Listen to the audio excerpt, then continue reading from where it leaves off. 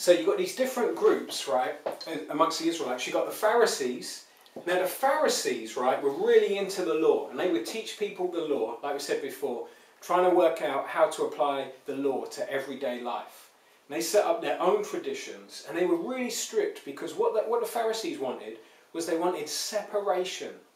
They wanted separation from all this terrible Hellenization that had been going on, and paganism, and people not being real. So they wanted separation, and the way they did that was by teaching these really strict rules about how you should live your life. They were also up for revolution. But they was up for revolution, and but they wanted to work within the system. So the system that was already in place, they wanted to work within that. Now there's another group called the Sadducees and the priests. Now the Sadducees, they wanted to maintain the status quo. So they're very different to the Pharisees who want revolution. The Sadducees like the power that the Romans had given them, and they want to keep that, right?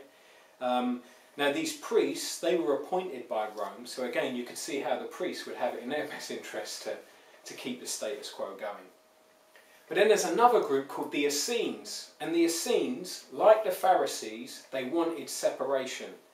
But they wanted total separation from a corrupt system. So the Essenes would go and live out in the wilderness somewhere, and basically they weren't interested in changing things like the Pharisees. Instead, they thought they'd just live out in the desert as God's holy people, and they'd wait for God to come and make everything right, and then they would go and live with God and everything would be cool. So they kind of kept themselves to themselves whilst they waited for the Messiah.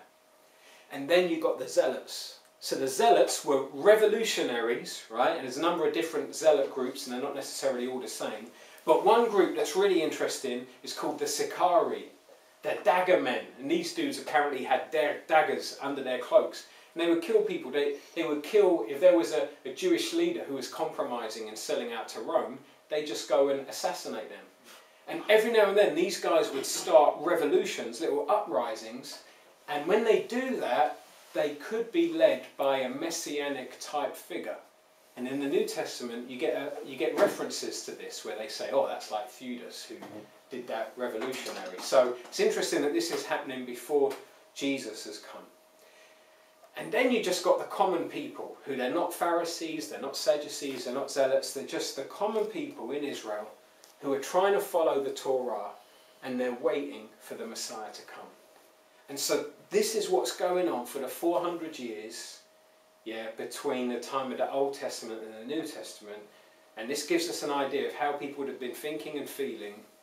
They're now living in Palestine, and they've been taken over by the Romans, and they've got these Hasmonean descendants who are ruling them, and they've got these dodgy priests, and they're thinking, this is not how it's supposed to be. We're God's chosen people. We want God to come and bring his kingdom. We want the Messiah, whoever he is, to come and make things right. And we want him to destroy our enemies, and for us to be the people of God, in God's place, under God's rule.